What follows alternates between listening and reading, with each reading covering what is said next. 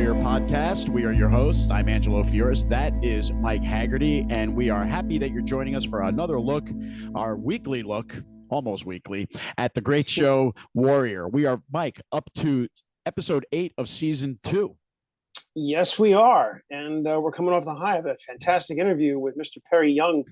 What a great guy! What a gracious guest! So open, such a thrill to have him. So if you're listening, Perry, or watching, thank you again for joining us. Yeah, absolutely. And if you haven't seen that episode, just go back to our channel. You'll find that it is the one just before this one. And Perry Young was just absolutely fantastic. The guy spent like an hour with us, which was incredible. And he was so cool. Like the conversation was almost very little about Warrior, which made it even better. Yeah, I feel like we could have done another hour easily with him. Absolutely. And we'll hope to have him back as well as some other cast members. We are working on it. It's not that easy to score some of these folks because they're so busy. But let's get into it, shall we, Mike? This episode is called All Enemies, Foreign and Domestic. Original air date, November 20th, 2020.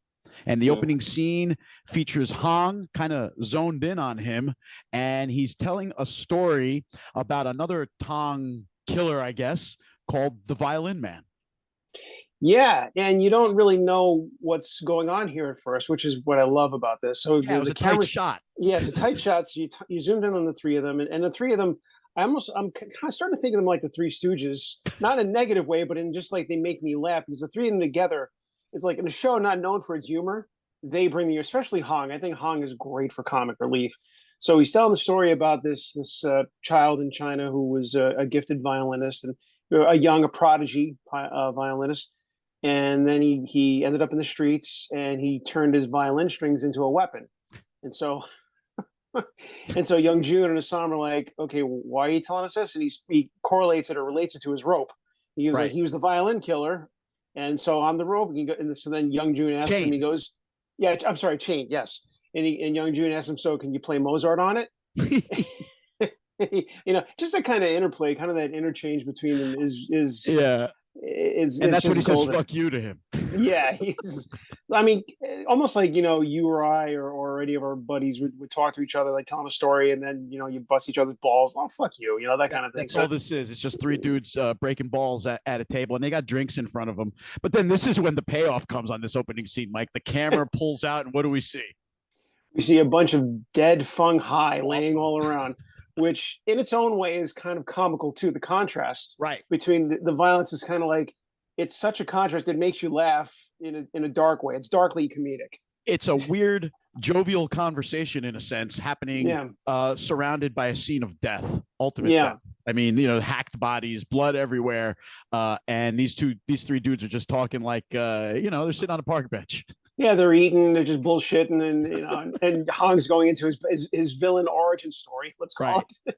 And and then the bodies zoom out, and then Young Jun tells Hong, he goes, all right, well, any of the Feng Hai left, tell them they work for me. And then Assam says, I don't think anyone's left breathing. And Young Jun says, that works too. So good. And that is where the scene ends. Great opening, sets the context for what's going on now between the Tongs and how the Hopway are not going to stand down in any way. And it's great. Right. So we come back from the credits and we've got our opening scene and the camera's tight on a saw blade being sharpened. And we quickly realize it's an infirmary kind of scene. And then it takes another second to realize it's a flashback. Yeah. And we're at we all know about the Civil War. We know about the amputations that occurred because of the horrible medical conditions, the horrible conditions in general. And we see a close-up of someone's gangrenous leg. And I don't know about you, but I didn't know who this was at first. Absolutely. It took a minute to realize what was going on here because they didn't give us any context that this was a flashback, right? The episode this was just opened. It could have very well just been in San Francisco, 1870, that scene. And that's why I was a little like, what's going on here? Yeah, I was kind of caught off guard with this as well. I mean, remember, this show only takes place about a dozen years after the Civil War ended. So the Civil War is very fresh at the time. And there's a close-up of a younger man getting his leg sawed off, right? Yeah. And I like I said, at first I didn't know who it was. Maybe I'm just stupid. But then we cut to it's Buckley in his bed. Buckley, right? It's Buckley. And now, he is crying, please don't cut my leg. Please don't cut my leg. And do you think that was the same actor? Because to me, he didn't look exact. Maybe it's because he was younger, had more hair and a longer beard, but I really couldn't tell.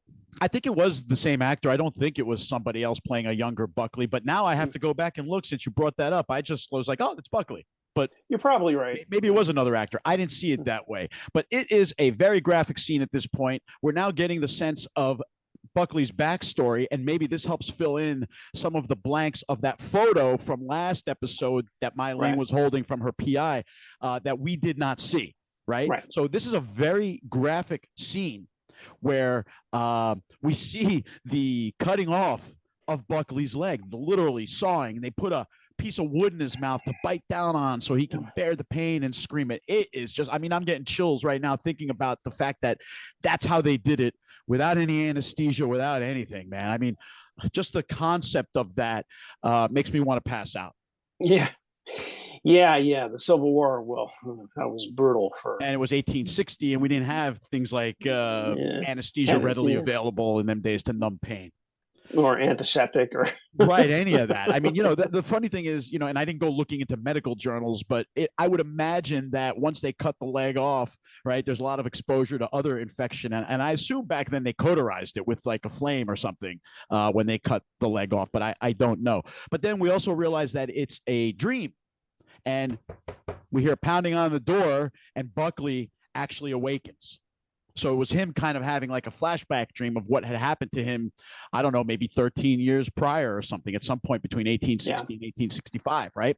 Yeah. And the pounding door that he awakens to is the police. Yeah. And quickly we realize why they're there.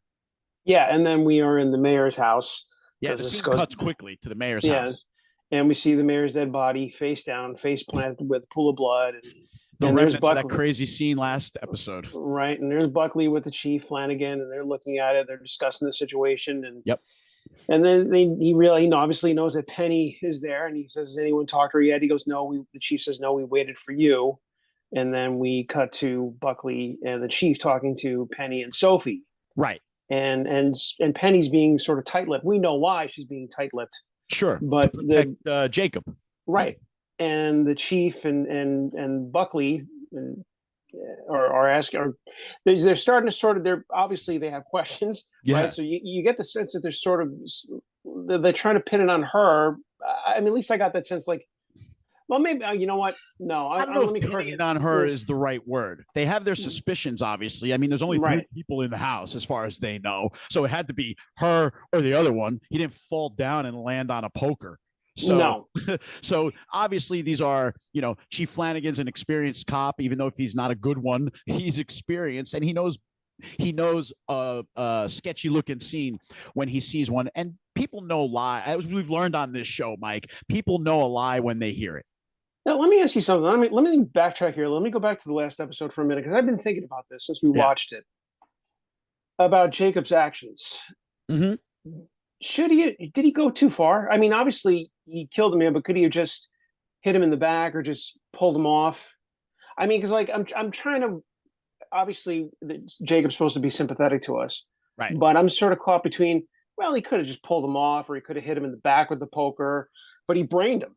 Yeah. There was a number of different ways he could have approached that, but I like to consider the heat of the moment, right? The fact that Penny was just about dead. Remember, her face was like blue when he had his hands around her neck saying, why are you doing this to me? Why are you doing this to me? And then boom, Jacob whacks him. And I guess, when things are happening split second and you make a decision, you go for the kill. You don't go for the, slightly injure, I suppose. Right. And Jacob has been portrayed in this show as a sympathetic character. Yeah. And I do like him. One of the good Chinese. Yeah. Yeah, quote unquote. But I've just been sort of like, I've been debating that in my head since we've seen the last episode. Was Jacob justified? I think he was, just because he was protecting his boss, right? From her husband, who, listen, Jacob knows more about Penny and the mayor's situation than maybe we've been led on to know, because he's there by her side and he hears and he sees all the stuff. So he knows what's going on. And that's why he gave him a whack on the back of the head too. Right.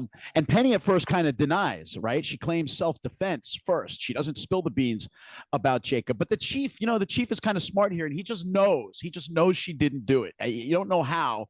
And then in walks Sophie. And there's actually two things going on here. Number one, the police are investigating the murder of the mayor, but Sophie is trying to tell them about what kind of man the mayor is and what he did. Yeah. And it seems apparent that the chief and Buckley are not anxious to pursue that because they already know.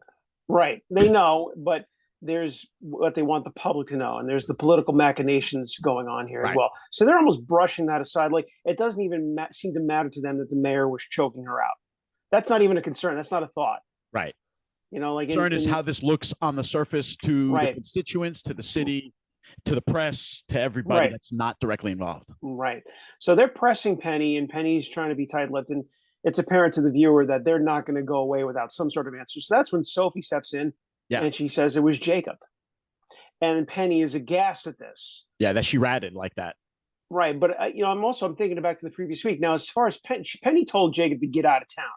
As far as she knows at this point, he's maybe out of town.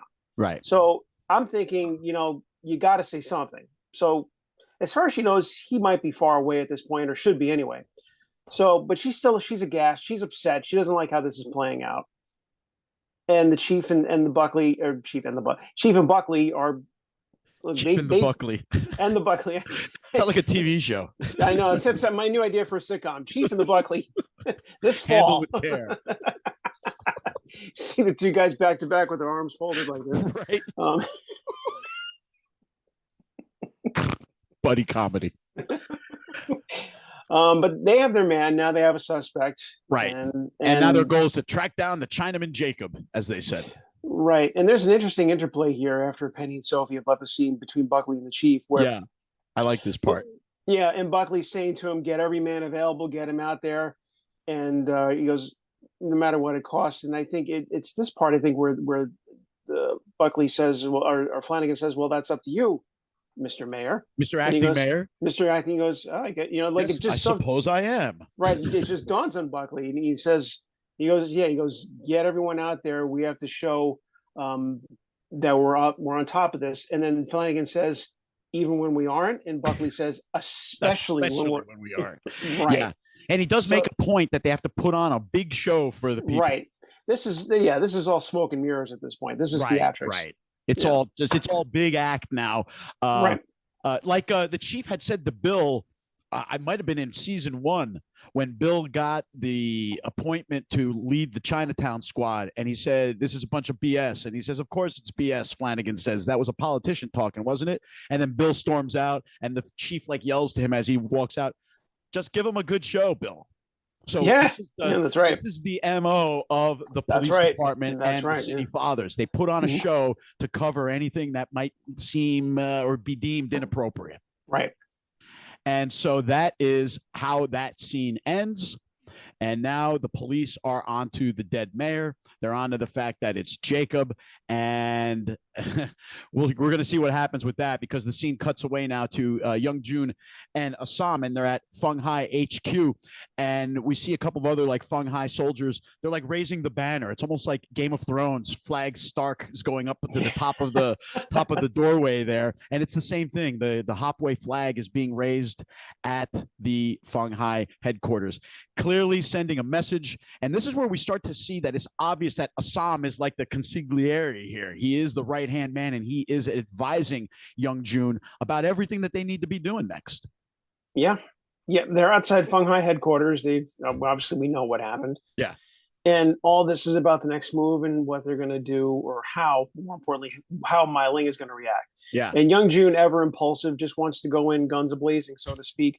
But Assam cautions. Yeah, we're blades. And Assam cautions patience, much like Father June would and had. Right. And he's basically saying, look, because of the 6 companies, she can't do shit. Right. But if she doesn't do shit, she's going to look weak. And Young Jun finally relents. He's like, okay, but I'm not going to wait all day for her. But then the scene gets even more interesting, because then it cuts to Mai Ling and Li Young. They're spying on them. They're watching. They're watching from around the corner. Right. We can only assume they can't actually hear them, but they are seeing them there, and that's all they need to really see. The most important thing here is that Li Young and Mai Ling know that they're being provoked right here. And now their conversation is about, what do we do? So Assam and Young Jun, Mai Ling and Li Young having essentially the same chat right now. What are we doing next? And this is where amazingly, Mai Ling is the one that preaches patience. So Assam was preaching patience on one side, and Mai Ling is preaching patience on the other side because she's seeing a bigger picture and she's up to something else. I didn't even make that connection. That's really good. I just made it now as we're talking. I did not write that down. Oh, very good. Okay. Yeah, we see the two siblings on the same side. In a sense. Yeah, in a sense. But then Mylene Coyley, she says, we're going to bring in a third party. Yeah. Can't wait to see what that is. Yeah, that's the tease. Yeah, that is the tease. And scene. Young June and Father June now back at Hopway headquarters. And Young June pours a drink. And Father June's like, what is this? Some celebration or something? What's going on? And that's when he explains that they took down the Feng Hai, but now Father June is in there preaching patience and stuff. Yeah. And he basically says, well, what did it cost you? How many did you lose? Right. He goes, yeah, sure. This is a celebration, but maybe if you'd done it a different way, you wouldn't have lost as many men. And then Young June says, well, they had to go. And Father June says, of course they had to go. He agrees. Right. They're on the same page ultimately. It's just about the method of going about it. Yeah. Yeah. And once again, we see another example of Young June with his lack of patience and how it might be harming him, might not be the smartest action. Yeah. Well, Father June also says not only are they impatient, but they're also not being smart about it. And that's right. Young June doesn't like that. And he gets up and he leaves. He had enough. And scene.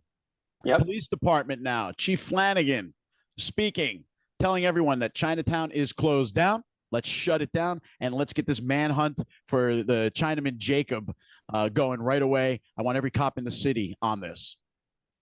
Right. And we see Lee and we see O'Hara there. And Lee doesn't look too good. He looks He's a mess. He's a mess. Yeah. We know that Lee has had some substance abuse issues. So presumably that's what's going on there. Yeah. But Lee's conscience is also bothering him. Because as I've said from the beginning, that Lee and I think Penny are really the moral center of this show. Yeah. They're the only two characters I think that are probably the most morally centered of all the characters. And obviously Lee's conscience and the way the police go about business. We already know that Lee's probably the best policeman on the force in the show. He's the best detective. He knows how to break things down. He knows how to look for clues, and he knows. Great investigator. He knows the truth, but he and O'Hara get into it, and O'Hara says, "Are you even up for this?" Yeah, yeah. And Lee, I think he sort of counters with, "Doesn't even matter. You're just going to find the first Chinaman you find, and you're going to pin it on him." So, I mean, he's calling O'Hara and really the whole police department on their bullshit. Yeah, and Lee doesn't just say it in a general sense like that, Mike. He gets very specific, and he says, you planted that watch. Remember, that watch was the final piece of evidence that helped seal Zing's fate in court in the previous episode. And Lee even goes as far to say to Bill that he spoke to Timmons' widow, and she explained that Bill was just there a week earlier. And that's when Lee out and out says, you framed him. You planted the watch. Right. You planted the watch. And he says, don't you, there's dead cops because of this and because of you. And Lee just doesn't buy Bill's BS anymore. All the explanations that Bill has, those same ones that he was feeding his wife and Lee, even in previous episodes, are falling on deaf ears right now. Lee knows what and who he's dealing with. And, as you say that, I'm flashing back to the previous scene because it reminds me of Father June with Young June. When Father June said to Young June, what did it cost you? And that's kind of what Lee said to O'Hara here. He goes, right. Yeah, you got him, but what did it cost you? How many dead cops were there? Yeah. Sort of a similar conversation, actually. Yeah, but unlike the Father June and Young June scene where Young June walked off, Lee and Bill start to scrap right there in the police station. Well, yeah, because Bill kind of comes back at him. He points out that that Lee killed his family. He goes, what's the cost of that? Right. And that's when Lee loses it. And then O'Hara says to him, he goes, you must be something to the fact you must be out of your mind trying to fight a cop. He's lost his fucking mind is what Bill says. Yeah. And that's where that scene ends. So now we, Bill and Officer Lee have had their moment of conflict there, but nothing that Lee says, though, for all the moral center and as right as he is here, it's not going to change what's going to happen next. Yeah, because O'Hara kind of says to him, he goes, I don't know who told you that the world was fair, but believe me, they didn't do you any fucking favors telling you that.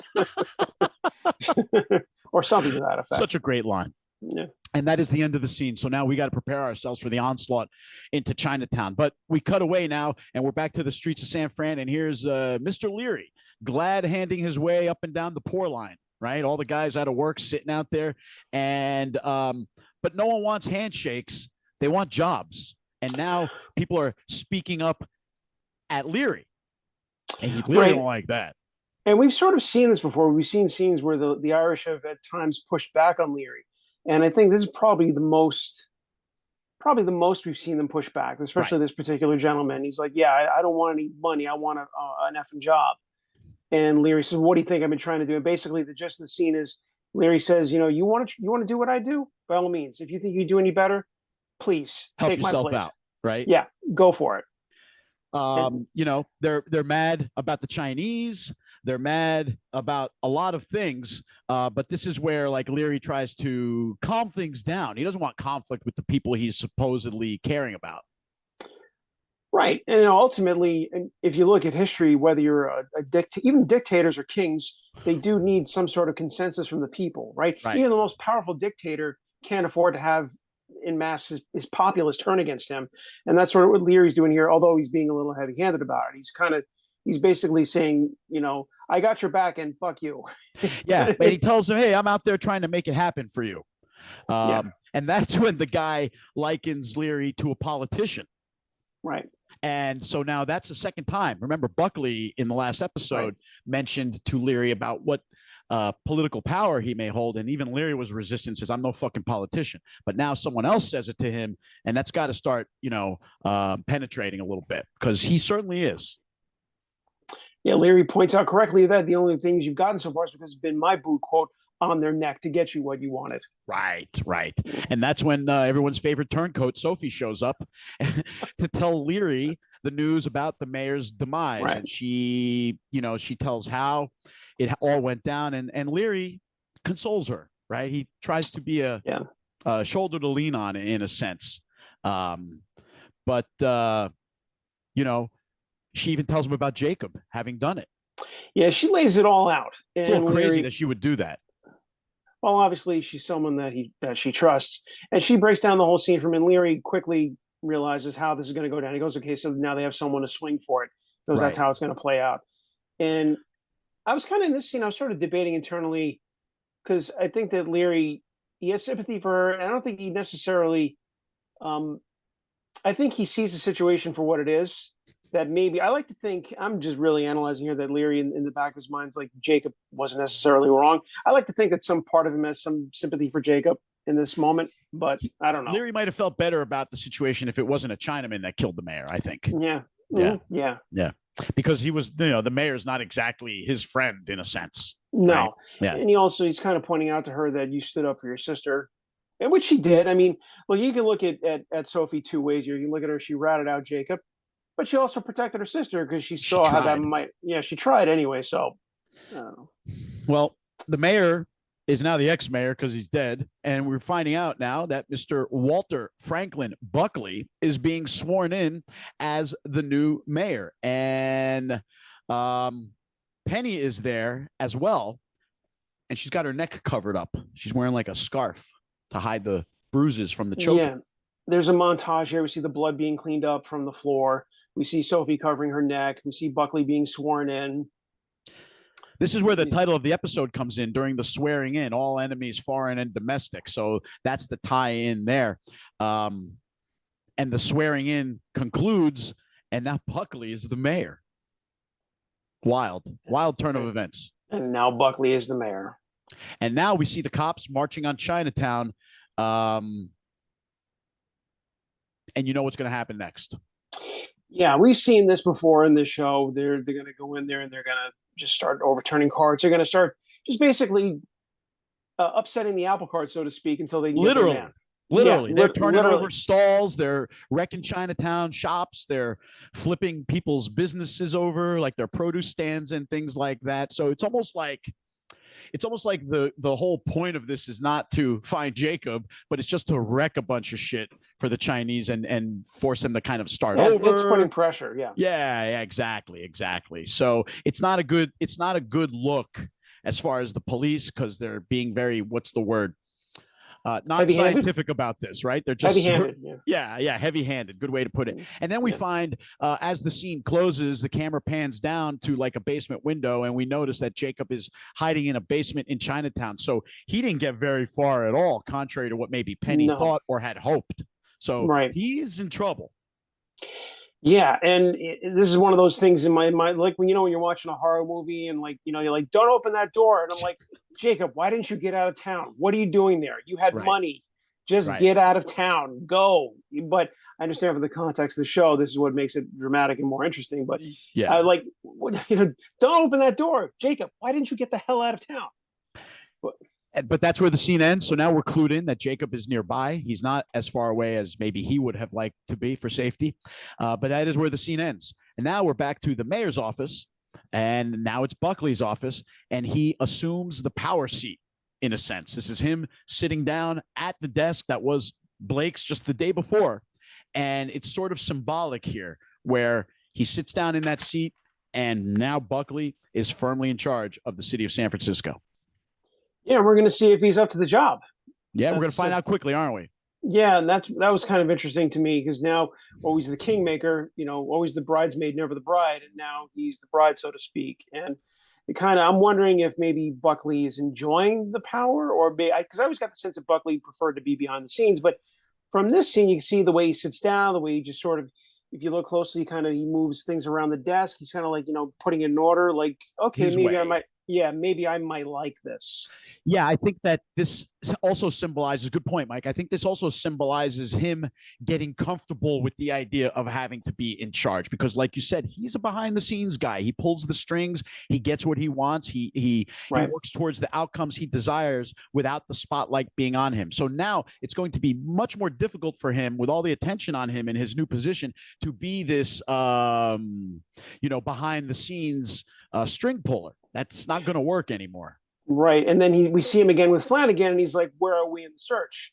And Flanagan says, well, we're still in the search. He goes, but look, hey, I can get you Chinaman in 10 minutes if you want, but I can't get you this Chinaman. He's basically saying, you want me to just grab someone and be done with this? And apparently that's not good enough for Buckley. He goes, I don't care what it costs. Nobody sleeps until we have our man. I love the answer that Buckley received from the chief, though, when he said, how's the search going? And he says, we're looking for a Chinaman in Chinatown. It'll be a while. And Buckley's answer is, I haven't got a while. And that's when he orders a curfew and says, no rest until this Jacob Chinaman is found.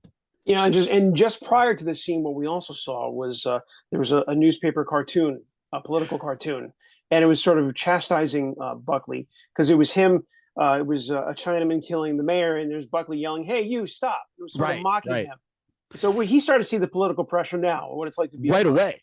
Yeah, yeah. Doesn't take long for Buckley to be the center of all of the problems now, right? He has to solve all the problems in San Francisco. Good point. I forgot to mention that political cartoon, even though I had it written down here. Back to Leary and Buckley now. And they greet each other. Leary greets Buckley, and that's when Leary has a great line here. Buckley says, well, you'll have to walk with me because I'm very busy. And Leary says, oh, I think I could keep up, because of the limp and everything. well, that was pretty funny. But just prior to that, too, he also had a good line, too. He goes, he actually was kind of nice in a Leary kind of way. He was Leary nice. He's like, God rest him there. He was a friend of the working man, that twisted son of a bitch. Backhanded compliment. Yeah, sort of a backhand. He was a friend of the working man and a twisted son of a bitch. Well, this is where Leary now proposes a deal. He wants in on this Chinatown action, and he says to Buckley, why don't you deputize the working men? It's a small price to pay to put them to work, calm them down, and maybe root out this Chinaman that we're trying to find. And Buckley's really not interested in that in the moment. He sort of says to him, and then Leary tries to sort of intimidate him, and Buckley says, well, if you couldn't intimidate me as a assistant or deputy mayor, what makes you think you could do it now? And then Leary comes back with, well, probably because you have more to lose now. I thought that was really interesting dialogue interplay between the two you have more to lose now. Correct. Yeah, I thought that was really good play. And they're sort of negotiating. Like you said, Leary wants to get jobs to the Irishman. This would be a good opportunity from his mind. They start negotiating price, and Buckley says, even if that was and Buckley knows that's too high. And he goes, even if that was a reasonable offer, and we both know it's not, he goes, why would I do that? Right. There's nothing to gain from doing that for Buckley. Right. And then Leary sort of goes into Leary mode, and he sort of threatens him, and Buckley says, He goes, there may come a time when I have a need for your heavy-handedness, but now is not that time. Right. Basically he tells saying, me he has to wait. Yeah, you're going to have to wait like everyone else.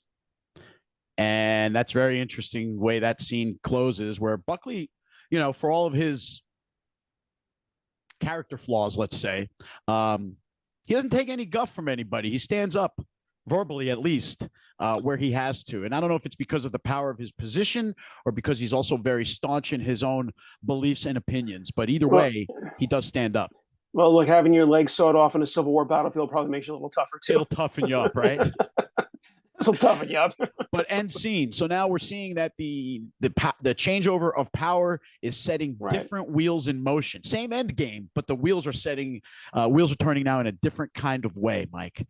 Cops now on the prowl looking for Jacob, and they end up at Atoy's. And Bill and Atoy start to talk.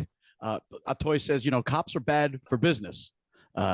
She doesn't like the idea that they're coming in there just on a whim to peruse the joint. Yeah, he raids Atoy's, and she says, this man's not here. And he goes, well, then you have nothing to worry about. And Atoy's I think she's sort of implying that they have sort of a relationship, but I paid to have nothing to worry about is essentially what she's getting at. And O'Hara's saying it doesn't matter, right? They're turning the screws on everyone. There's pressure on everyone in this situation. It doesn't matter who you are. It doesn't matter who you paid off. They need their man. Yeah, and everybody's feeling it. You're right. Everyone on every angle right now. It doesn't matter what side of the coin that they're in. Everyone's got a lot of heat coming down on them, and everyone has to find a way to react. And one reaction by one is going to affect all the other dominoes. So this is why this is such a crazy, as disparate each of the characters are, they're all very well tied in, Mike, and every action has a consequence for everybody else too. It's not just consequence for the person making a decision. Right. And this leads into what is my favorite scene of this particular episode, when O'Hara runs into Assam. Yeah. And they start to talk. Right. And Assam is always so funny. Especially, I like the way he deals with the ducks. It's just even funnier to me. And he says, oh, hey, I haven't seen you in a while. And Assam comes back with, goes, oh, I'm sorry, all you kind of look alike to me. all the ducks look alike to me. Right. And O'Hara points out that he saved his life. Because think about it, because it didn't occur to me until this episode, they hadn't really seen each other since the fight with Lee Young. Yeah, that's 8 episodes ago. Right? So last season. Although Assam I don't think he saw O'Hara there, but they were there for all intents and purposes. Yeah. And he doesn't know that it was O'Hara's gunshot until now that ended the whole fight just before he was about to get his neck snapped by Lee Young. And he says, I saved your life. And he goes, that pause there is where you thank me. Which I thought was funny. That's where you thank me. Yeah.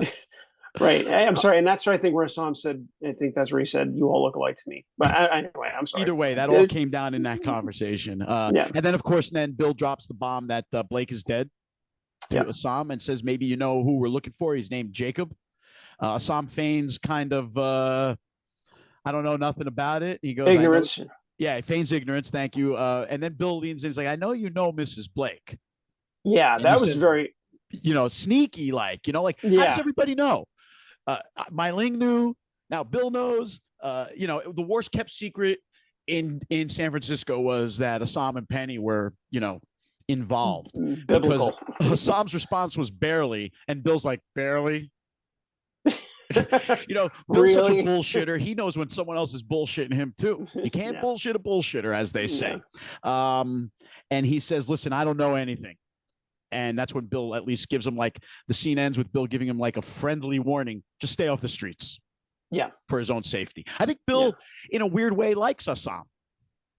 Yeah, I think there is sort of not a mutual respect, but there is sort of a respect from Bill's side to Assam, I think. Yeah. I don't think Assam respects Bill, but I think that Bill respects Assam. I agree with you. There is some sort of understanding between them. Let's put it that way. Yeah. Yeah. All right. The thing I said probably couldn't happen anymore happens in this next scene. Buckley at night in his carriage. He's entering Chinatown. They ask him, why, you don't want to go in there. Just let me in. Right. The cops, because it's closed down, the cops open the gates or they pull away the barrier that they had. And the mayor rides into Chinatown in his carriage. And of course, we know who he's going to meet. Yeah. I'm going to meet My Ling. And now we're going to finally find out what this. I always love the scenes between these two because there's such political power. There's such interplay, the interchange between the two of them.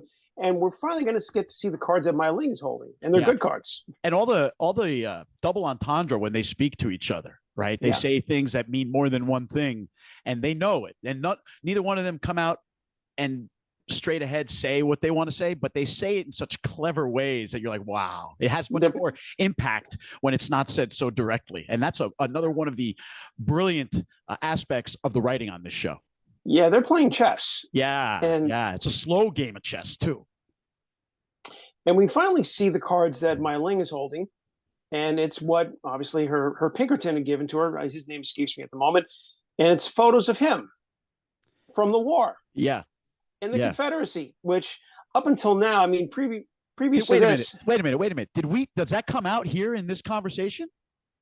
I think it did. Wow, I must have totally missed that then. Because all I got here is Buckley telling Mai Ling he wants Jacob and asks for help, or your opium supply is going to be cut off. Right? That's like the threat right there. And that's when she says she wants something in return to help find Jacob. My enemies are your enemies, she says to him. And Buckley's last words here are just find the coolie. So I don't think that the photograph comes up here, Mike, in this conversation. Okay, I might have gotten this confused. Yeah. You're a spoiler right there, but that's okay. I think we're starting to put it together anyway, what that picture meant and all that from that opening scene. But that's where this scene ends. Buckley makes it clear what he wants. He doesn't really give a crap about what Mai Ling wants in return. He'll begrudgingly give her something in return, throw her a bone. But, if he can get away with not paying her back in a positive way, he'll do that too. I don't think he gives a crap about Mai Ling any farther than her purpose that serves him. Okay. All right. So now we're out. We're back at our toys, and this is where Nellie shows up and invites Atoy to come to Sonoma. Yeah, get out of town. Get out of town. And while they're there talking, two cops show up, and they order Nellie to leave. There's all still Chinatown lockdowns going on, right? And Atoy's like, wait a minute, cops were already here. Sergeant O'Hara stopped by already. And these guys said, well, O'Hara sent us back. Well, they're actually not cops. They're the butchers. Yeah, when you look at them now, you realize those are those butchers that Patterson hired through the help of Father Hurley, the priest in the confessional. So this scene, now we know exactly what they were hired for. I think we knew before, but now we're seeing it in action. And it starts with one of them slapping Nellie right off the bat. Because they tell her to get out of there, and she goes, I will not go anywhere. She goes, how dare you, or something to that effect, and they slap her. That lets you know that these probably aren't regular cops. And, well, they're hitmen. They're there to kill Atoy. Yep. And a fight ensues, and Atoy is fine. We know that Atoy is a skilled warrior, and she's fighting them off, but she's taking the brunt of it. Though. She takes some big whacks. It's a brutal scene to watch. It's actually very intense to watch. And she gets cut really bad, too. Yeah, she gets beat up pretty bad. But Nellie jumps back in, and she saves Atoy at one point because she's pinned down the stairs, and it looks like it might be the end for her, but Nellie makes the save. But again, sort of like Sophie from last week when she gets body slammed by the mayor. Yeah. Same thing to her. And Nellie kind of gets knocked out and gets knocked out of the picture. But Atoy springs back to action right here. But Atoy springs back to action. Right. And she fights them off. And you see in the final moment of this scene, well, she took out one cop. She kills one. Yeah. She kills one. And then you see her in the upper level with the other cop. Right. She runs upstairs, which is, I wrote down in parentheses, Atoy runs upstairs, parentheses, good idea. Because she knows the layout up there. The remaining butcher does not. So she has the advantage. Right. And she comes charging at him with a machete or a sword or whatever. Well, we don't know what happens, but I'm going to guess what happens. She finishes him. Yeah. That's when Nellie wakes up again, and Atoy is kind of dazed and beaten. It's like they're exhausted from this. This is a traumatic scene. And she's had enough. She's like, Nellie, just go. Get out of here now. Now, here's my question in this scene, because was she telling her to go because she really didn't want to be involved with her anymore, or was it because she knows that her lifestyle is too dangerous for Nellie? I think it's for Nellie's protection at this point. she's kind of like, just get out of here. This is not a place for you. It's not a place for a white woman. Now go. And Nellie leaves. We see Atoy in really bad shape. Atoy and Nellie like each other. There's no friction here. Atoy reacting in the moment as well, and realizing that these butchers that are now dead are not the end of it.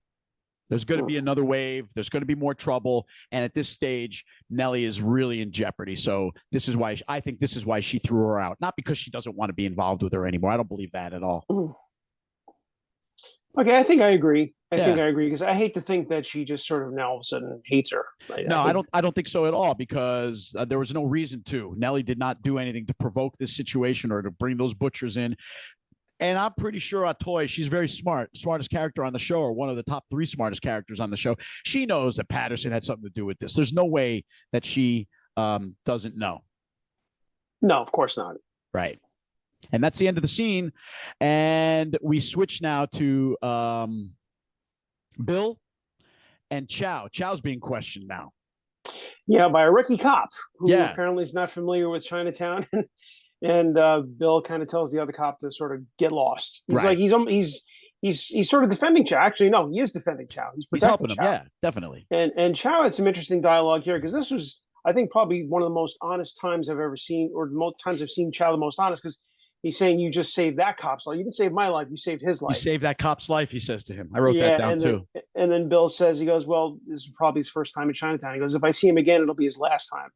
Which this was the toughest I've ever seen Chow act. Like, Chow's like, we never really knew Chow to like, don't mess with me type, but now we kind of seen that. And we've seen other glimpses of Chow's not a guy to be trifled with. He's weaponized. He's got access to the tools he needs to protect himself. He's nobody's pushover, and you can't survive as a free agent in Chinatown by being a pushover. And he has thrived as a free agent in Chinatown. And this is when Bill says, help me find Jacob. And Chow's response is priceless. How many times I have to do your job, he says to Bill. and he's right. Maybe you give me badge. I don't know this man, he says. So he says, I don't know Jacob. Maybe you got to give me a badge. Why do I have to do your job for you all the time? I'm just a friend to the police, he says. Yeah, I helped you get Zing. I thought that was all excellent points he made. He wasn't wrong. And then in the end, actually, there was sort of a nice little moment where Ira says, I'm sorry that I closed you down. Yeah, sorry about shutting you down. Yeah, and Chow sort of just gives him a nod of acknowledgement, like, okay, we're cool. Like, I thought that it's a good scene, and it's another one of those. I think Bill really likes Chow on a personal human level, despite the ethnic differences between them and the overriding air about the racism here. Bill and Chow this is where there's like a respect for each other. I think they have a respect for each other. Yeah. Maybe more so than Assam has for Bill. Yeah, for sure. Yeah, for sure. But that's the end of the scene. Chow's got nothing to do to help them. He goes, I don't even know the guy. Leave me alone. I'm not doing your job. Scene ends. We're back to Patterson now, Atoy's former business partner. He is in bed and he obviously cannot sleep. He's a bit restless, and it's got to be because he hasn't gotten the word yet that it's done. Yeah, and he's going through the house at night. He's got his lamp. He gets up. Yeah, he's like walking around the house, maybe to get a warm glass of milk. I don't know what's going on. He's got his nightshirt on. He just needed a little pointy cap. That was the only thing missing was the cap. Exactly. As he's going through the house and making his way, I guess, down the stairs, he turns the corner and he notices a blood smear on the wall. Yeah, never a good sign in the middle of the night. No, when a blood smear that wasn't there before is there now. Yeah. An unexplained blood smear. Yep. And then he turns and there's Atoy. Yeah. He sees her in her, like, she's just beat up, man. She's bloodied. She's a mess. It's probably 20 minutes after she told Nellie to take off, right? Like Nellie must have took off. That's another reason why she told her to take off, Mike, because she knew she had some business to take care of right away. And Nellie didn't need to be part of that. No. And we see with the heads of the butchers on his counter. Well, hang on. Before you get there, Patterson feigns innocence. He goes, oh my God, what happened to you? And Atoy goes, you tried to kill me. And that's when you see the head on the counter. And Patterson literally shits his nightshirt. I'm actually out of sympathy for Patterson. Patterson really I never had sympathy for him. I guess I sort of looked at him as sort of a little bit of an innocent. When he was shocked by seeing Toy's violence in the previous season up close and personal. But that's only because he was raised in some more upper class areas where no violence was present except for psychological and financial violence. You know what I mean? Right. He wields a different sword, Patterson. That's a very good point. Excellent point. I like that. Yeah, and he up until now, but he's kind of like the worst in a way, because like he wanted her dead, but he wants to feign innocence. He wants to have it both ways. He wants the violence when he needs it, but he doesn't want to take any responsibility for it. Doesn't want blood on his hands, and he thinks by not doing it himself, he stays absolved of any wrongdoing. But meanwhile, he's sort of like a puppet master in all this too. Right. He's kind of the worst. Yeah. And that's when, he sees the head of the butcher on the counter. Toy puts the papers in front of him, which is obviously the deeds or the ownership papers of the land that they have partnership in. And she says to him, "You sign now or die." And she also threatens his children too. Well, she threatens his children, but before she does that, it's when he denies involvement. He says, "Atoy, you have to know that I couldn't possibly have done been involved in this." And that's when Atoy says, "Lie again, and your children die." So that's a pretty heavy threat. And then she tells him, "You go far away, or you're a dead man." And he signs quickly. And I was thinking, why didn't she just kill him too? But I guess because, like you just said, he's kind of that upper part of society. He's a little bit harder to kill. People will notice more. Plus, his wife and kids are in the house. And I think Atoy does have some, I don't know, conscience in a way. You like to think that she wouldn't kill innocent women and children. She doesn't. Atoy's not out for just blood with no discretion. She only wants what is the blood that's owed to her. Yeah. You like to think in her own way she has her moral center in her own way. I think she does, but in her own way. It's like a little more moral than she normally is, if that makes any sense. Right. But the scene fades out and we're back to Chow. He's in his store and he hears some sounds in his store. And with everything going on in Chinatown at the moment, I would be very cautious if I were Chow also. So he draws his gun. And we know someone's in his shop, and he's walking slowly, and then the person presents themselves. And it's fucking Jacob. And it's fucking Jacob. And he says, "Please help me," to Chow. And that's where the scene ends, and that is where the episode ends. So Chow, 2 scenes ago, didn't know Jacob. He knows him now. Yeah. And what's interesting is that Jacob knew Chow, and he knew that he was the guy to go to for help. I mean, I guess if I was a Chinese person in that time, in that area, I'd probably go to Chow too. If I need help.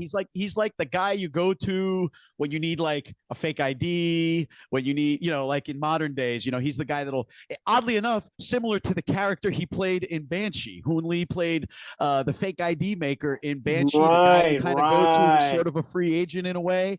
He's a very similar character. Good point. In this, I've noticed a lot of similarities between his character from one show to the other, at least in the way their modus operandi, in a sense. True. Yeah, his character in Banshee kind of was a sort of a free agent that kind of, I can see that. Yeah. He fixes things in a way. Yeah, and he was the guy everyone knows in Chinatown. You turn to Chow. You need a gun. You need a knife. You need a blade. You need to get out of town. You need to hide. Chow's your man. Right. Another great episode, Mike. This one, it feels like we just tore right through this one really quickly for some reason, even though we spent a lot of time on all the scenes. There's so many nuances in this show and in this episode. And I know we missed a lot of good lines, probably, and we probably missed a couple of key plot points because it happens as we're talking about this. But that's why I love the viewers and the listeners, because they always chime in with great comments to either correct us or to enhance some of the material that we're putting out there to add to the conversation. So please, if you're watching this and you're a fan of our show and you're one of our subscribers, new subscribers, we picked up a bunch of new ones after the Perry Young episode, Mike, please continue to chime in, put some stuff in the comments. Don't be afraid to tell us, hey, you screwed something up. It actually was this, or it actually was that. We would welcome that kind of interaction. Yes, please. By all means, by all means, give us questions and comments. We love it. Yeah, press like. No doubt about it. Hit the like button. Tell your friends. Subscribe. Watch Warrior on Netflix. Give them the thumbs up on Netflix so we can get a season 4. The only way Netflix is going to greenlight another season is if we watch the shit out of it on that platform. And I have been. Yes, I have been too. I love it on Netflix. I put it on and I leave the room just so it tallies as a view in their house, in their counter over there. Yeah, same here. Same here. Just to help spike the numbers. But that puts a wrap on this week. Our next show, Mike, will be episode 9, the penultimate episode of season 2. And as we know, the trend has been for these series to have the more explosive episode in the next to last one rather than the finale. So I cannot wait to see what happens next week. Me neither. I can't wait to see what happens. I can't get enough of this show. I mean, I've been watching it for 3-4 years now, and just now, even when it debuted on Netflix, actually, I started jumping ahead and I rewatched season 3 over again. Oh, I haven't watched season 3 again yet. I can't wait. I actually binged it from this episode to the end of season 3. And, cool. Believe me, it is well worth investing your time in. Please, let's keep the show going. We need a season 4. Did you take notes through the whole binge? Here and there, not like I do typically for a show, but just sort of like, oh, that's something I gotta, think about and remember.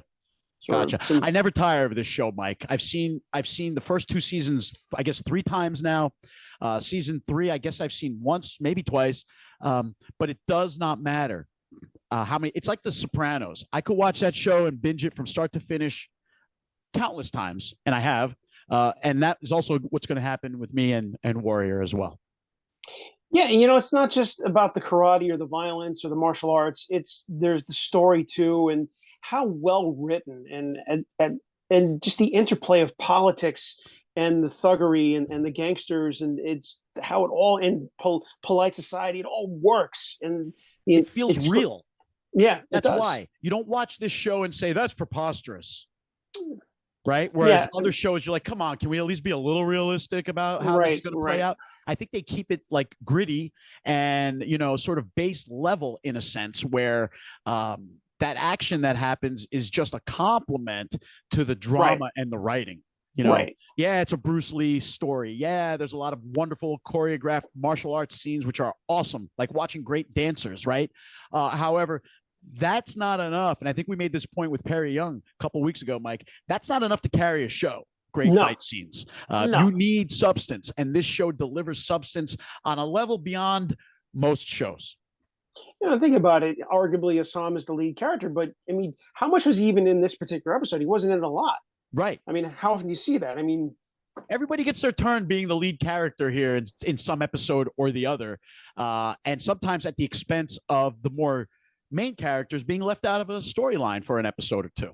Happens. It's truly an ensemble. Yeah, it really is. And there's no true star of the cast. That's another thing. There's so many talented people on this show that while some stand out because you enjoy their portrayal of the character, there isn't that one distraction of like, oh, here comes Harrison Ford. You know what I mean? Or somebody like that you just, I don't know why I pulled that name out, but a well-known actor might have taken away from the sort of the little show that could vibe that Warrior has. Yeah, absolutely. That's an excellent point. I agree. That'll do it for this one. We can go on and on about this, but let's save some stuff for the next one, Mike. Episode 9 will definitely reveal some more talking points for us, but I enjoyed this one. You have yourself a good week, and we'll do it again, right? All right. Until next time. Like and subscribe, everybody. We're out.